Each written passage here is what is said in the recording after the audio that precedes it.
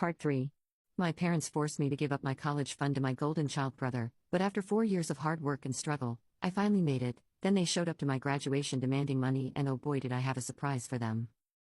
Update 3, final update, everyone. I wasn't sure if I would write this, but after everything that's happened, I feel like I owe it to this community to share how things turned out. The past month has been an absolute roller coaster of emotions, legal meetings, and life changes, but things are finally settling into a new normal that I never thought possible. The acquisition deal closed successfully 2 weeks ago, after 3 months of intense negotiations and paperwork. The day we signed the final documents, I couldn't help but think back to that moment 4 years ago when my parents told me my education fund was gone.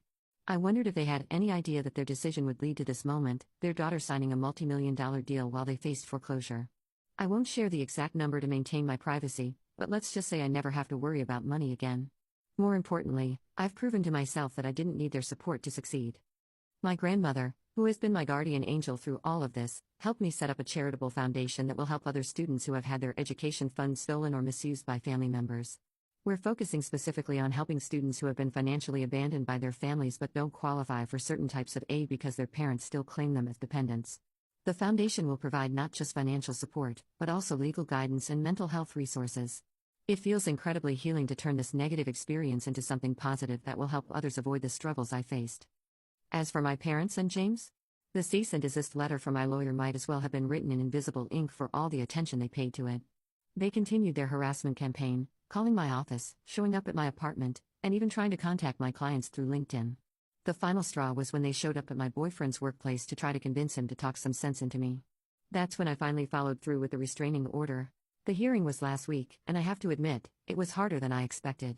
Seeing my parents in court, looking older and more desperate than I remembered, almost made me waver. But then they started speaking, spinning tales about what wonderful parents they'd been and how I was mentally unstable and being manipulated by my grandmother. They even tried to claim that my success was only because of their excellent parenting and the opportunities they gave me. The judge, thankfully, saw right through their act. After reviewing the documentation of their harassment, the security footage from my office, the history of their financial abuse, and the threatening messages they'd sent, she granted the restraining order immediately. The order covers both my home and office addresses, and includes digital communication.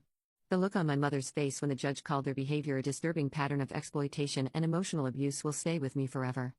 The real karma? All those refinanced loans finally caught up with them. After missing multiple payments, the bank started foreclosure proceedings. Of course, they tried to blame this on me too, saying if I had just helped the family they wouldn't have lost their home. They conveniently forgot that they were the ones who chose to keep enabling James's reckless behavior. But everyone knows the truth now. James has been floating between minimum wage jobs since his crypto scheme failed, and is now living in my parents' basement while they've moved in with my uncle. My aunt told me he still spends most of his time online looking for get-rich-quick schemes, convinced that his next big break is just around the corner. I hear they're still telling anyone who will listen about their ungrateful daughter who abandoned them, but fewer and fewer people are buying their story. My grandmother suggested they all get therapy to work on their issues, but they refused, saying they're not the ones with the problem. My father actually laughed and said therapy was for weak people who can't handle real life, ironic coming from someone who can't handle his daughter's success without trying to claim it as his own. My mother still insists that they were just trying to help James reach his potential and that I'm punishing them for being good parents. The delusion runs deep in our family. I actually tried to extend an olive branch at one point, offering to pay for family therapy sessions. My grandmother thought it might help us all heal, and my therapist agreed it could be worth trying if they were willing to acknowledge their behavior.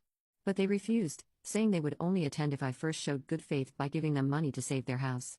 When I declined, they sent flying monkeys, distant relatives and family friends, to lecture me about family loyalty. One of my aunts even suggested I was being possessed by greed and needed an exorcism. I wish I was joking about that last part. I've moved to a new house in a gated community with state-of-the-art security systems.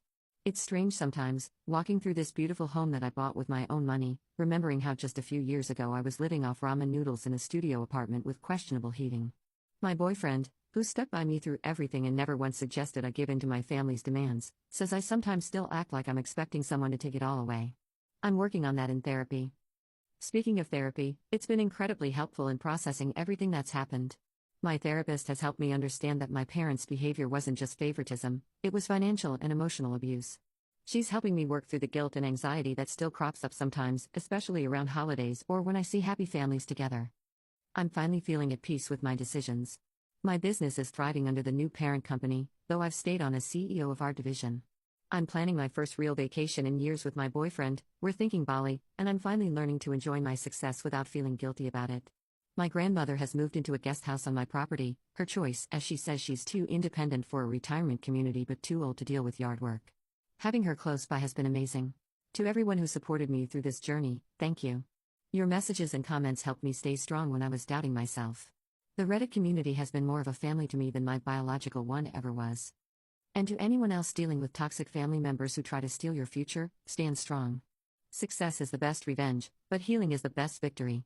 Don't let anyone tell you that you owe your abusers forgiveness or support, no matter who they are. Build your own path, create your own success, and surround yourself with people who genuinely care about your well-being. Edit. Thanks for all the supportive comments and questions. To clarify the timeline, I spent a gap year working 3 jobs to save money, then completed my degree in 4 years while building my business.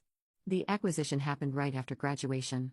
Some people have asked why I didn't pursue legal action about the college fund. The account was in my parents' names, so technically what they did was legal, just morally wrong. But karma has a way of working things out in the end.